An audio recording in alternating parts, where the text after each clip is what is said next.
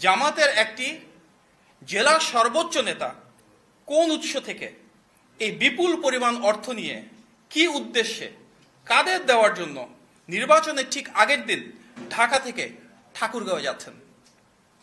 টানা 4 দিন যেখানে দেশের সকল ব্যবসায়িক কার্যক্রম বন্ধ রয়েছে, সেখানে এত বিপুল পরিমাণ অর্থ কোন ব্যবসায়িক প্রয়োজনে ব্যবহৃত হতে পারে সেটি বোঝার জন্য বিশেষজ্ঞ হওয়ার প্রয়োজন নেই। স্পষ্টতই আচরণবিধির এই লঙ্ঘন গণবিচ্ছিন্ন রাজনৈতিক দলটির দেউলিয়ত্ব ও অনৈতিক প্রভাব বিস্তারের চেষ্টা প্রমাণ করছে।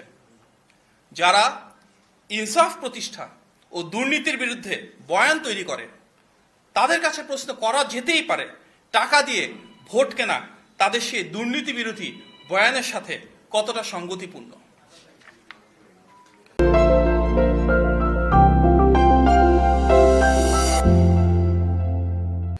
সৈয়দপুর বিমানবন্দর কাণ্ডকে বিচ্ছিন্ন বলে দেখার সুযোগ নেই, কারণ দেশের অন্যান্য জায়গার মতো জামাতের আমিরের নির্বাচনী আসন ঢাকা 15তেও একই রকম অবৈধ অনৈতিক লেনদেনের ঘটা সংঘটিত হতে দেখা গিয়েছে।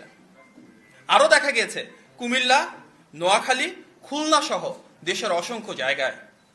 ইতিপূর্বে দেশটি আমরা দেখেছি দেশব্যাপী দলটির নেতাকর্মীরা বাসায় বাসায় গিয়ে ভোটারদের বিকাশ নম্বর ও ভোটার আইডি নিয়েছিলেন।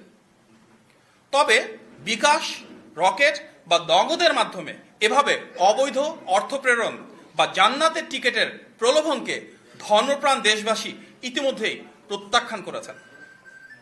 গণমাধ্যমে প্রাপ্ত সংবাদ অনুযায়ী আমরা দেখতে পেরেছি দেশের অনেক জায়গায় ভোটারদের মাঝে ভীতি ছড়াতে সেই রাজনৈতিক দলের সন্ত্রাসীরা দেশি অস্ত্রসহ বাঁশ, পাইপ ও স্ট্যাম্প জড়ো করছে। বিভিন্ন জেলায় সহিংসতা, অতর্কিত হামলা, অগ্নিসংযোগ, ভোটারদের ভয়ভীতি প্রদর্শন ও অর্থ বিতরণ করছে। এইসব ঘটনার সাথে সম্পৃক্ত ভোটের মাঠে নানা বিশৃঙ্খলা সৃষ্টি সহ অনৈতিক কার্যক্রমের সঙ্গে জড়িত সেই দলের অনেকেই ইতিমধ্যে আইনশৃঙ্খলা বাহিনীর হাতে গ্রেফতার হয়েছে। আমরা উদাহরণস্বরূপ শুধু একটি মর্মান্তিক ঘটনা এখানে উল্লেখ করতে চাই। বগুড়া 4 আসনে নন্দীগ্রামে জামাতের চিহ্নিত সন্ত্রাসীদের হামলায় থালতা মাঝগ্রাম ইউনিয়ন বিএনপির সভাপতির মাসুদ রানার চোখে গুরুতরভাবে ক্ষতিগ্রস্ত হয়েছে।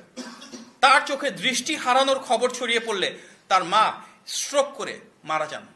অত্যন্ত বেদনাবহুল এই ঘটনার প্রেক্ষিতে আমরা তীব্র নিন্দা এবং দ্রুত বিচারের দাবি জানাই। আমরা অতি দ্রুত দেশব্যাপী নির্বাচন কমিশন তথা রিটার্নিং অফিসার এবং আইন শৃঙ্খলা বাহিনীর কাছে প্রতিটি ঘটনা সর্বোচ্চ গুরুত্ব দিয়ে প্রয়োজনীয় ব্যবস্থা গ্রহণের জোর দাবি জানাচ্ছি।